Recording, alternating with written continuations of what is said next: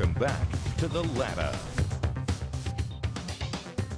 One of the few constants in the business world is change, but the pace of change these days is much faster than, say, just a decade ago.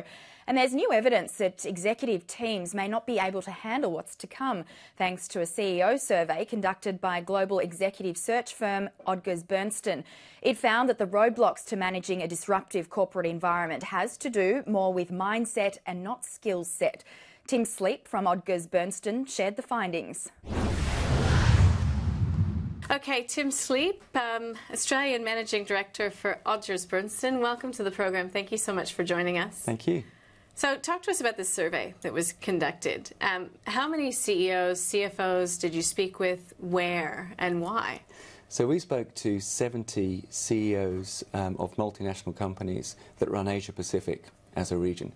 And we asked them about disruption and what kept them awake at night and what they were worried about in sort of tomorrow's marketplace, or what they thought the opportunities were in tomorrow's marketplace. Well, that's an interesting sort of juxtaposition there. So are they being kept up at night, or are they optimistic about the opportunities really being presented by some of this disruption? Yeah, both, I think. I mean, the reality is that change has always been present in corporate life, but the acceleration of change and the pace of change is now far, far greater than it ever was. I mean, 3 billion of us can access the internet today around the world. By 2025, almost every single person in the world, 8 billion people, will have direct access to the internet. And so things like a 5-year strategy are obsolete now. You can't plan for 5 years in advance. Your competition are acting in a very different way. Your competitors and your customers are acting in very different ways. A lot of organisations are set up to avoid risk in terms of governance and controls. Well, innovation means you have to embrace risk.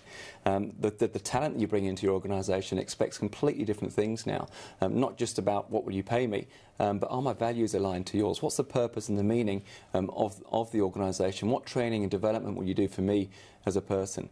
And then finally, leadership itself has to be far more transparent, far more present. You can't sit in your ivory towers and expect not to be seen by your broader team.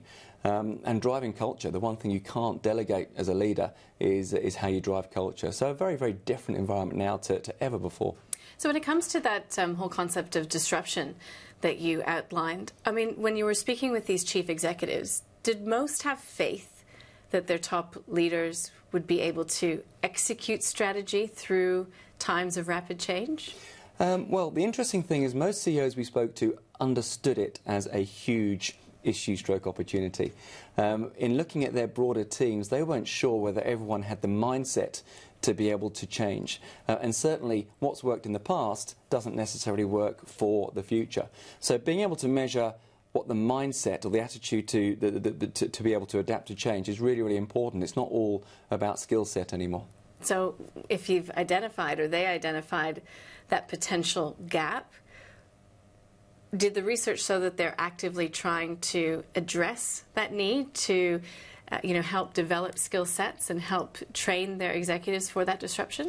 Not all, no. I mean, there's some of the big, large multinational companies recognise where they need to get to and how they need to change, but turning that tanker is very, very different, very, very difficult. So they were recognising that they're being disrupted, but struggling to know how to change in order to turn to the direction they wanted to go to. Some were absolutely geared up to being the disruptor, and others recognise it's an issue, but were just very much continuing as business as usual. I mean, the research shows that you can change someone's mindset, and there's training programs and there's study tours, and a lot of CEOs are taking their teams to places like San Francisco, which is seen as an innovation hub. But if you can't change the mindset, and about half of the people that need to, we don't think can, or leaders don't think can, you have to change them because it'll be a big risk to the future of your organisation. Certainly so. So is there something specific to the Asia-Pacific region as to why you were speaking to CEOs and executives in this particular region? You mentioned San Francisco as being seen as one of the meccas if you need to sort of expand your horizons. Just talk to us, I guess, about the geographic challenges and or opportunities we're facing here. Well, there's both, isn't there? I mean, it's such a diverse region. I mean, compare it to the homogenous environment of North America or Europe, for example, the cultural diversity, the languages, the government intervention, the business maturity are all so different across Asia Pacific. Also the pace of change. I mean, most Asia Pacific countries are growing far, far quicker than other parts of the world. So the complexity for a CEO running the region is far greater in many ways than a European leader or a CEO in North America. And therefore the nimbleness and the need to be agile is far greater as well. So it's a really interesting test case to see how leaders are dealing with this disruption. And does it come down to that?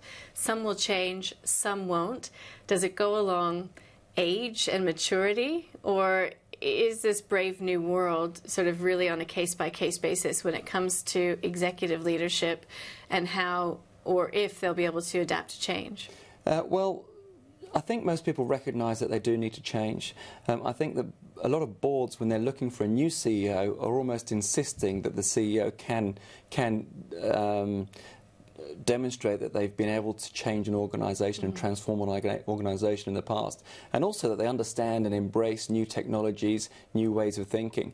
The challenge we see, though, with a lot of executives, both at CEO and further through the organisation, is that they've been rewarded in the past for behaving in a certain way. You know, they've been promoted for doing things in a certain way, financially rewarded, etc. And continuing to do that in the future just won't cut it. So what you've done in the past should be very different to the way you think about the future. So very, very interesting world at the moment. Yeah, so this research should be taken and used by boards and executives to do what? Well, first of all, it's to acknowledge that you can measure mindset, and there's a whole bunch of assessment tools. And so how you plan your leadership team and assess what their skills are, how you plan succession management, and how boards hire their CEOs, can all be done very scientifically by making sure that the mindset of those people, in addition to the skill set, which has been the traditional way of hiring executive leaders, is fit for the future. So, Tim, I'm curious to know, in your research, was it easy for CEOs to identify those amongst their team that were reactive versus proactive when it comes to disruption? No, not really. No, they couldn't. So the whole concept of hiring for mindset and recognising mindset over skill set is relatively new. But when people realise, when CEOs acknowledge that that's key to making sure they got the right leadership team and broader team for the future, they start turning their mind to it. But measuring it is very difficult. So how do you measure something like mindset? Well, we have leadership tools that we use which are based around psychometric testing, the more traditional psychometric testing, but this has now been adapted to actually measure mindset both as individuals and also across a team. And if you can get the measurement right, you can then work out how to start trying to change people that need to change, or whether indeed they can change. And are CEOs in general open to this concept of measuring something as you know, you could say touchy-feely in some ways, as mindset? The response has been unbelievable. I mean, it's resonated that is a really, really important factor that's maybe been overlooked in the past. And so this whole concept of measuring mindset and really focusing on that is something that's taken off in a huge way. Comes down to mindset. Tim Sleep, thank you so much for joining us. Appreciate it. Pleasure. And that's the ladder for this week. We'll be back next week to examine risk and culture and what Australian corporations will need to address when it comes to modern slavery. I'm Leanne Jones. Thanks for your company. You're watching Sky News Business, Australia's business channel.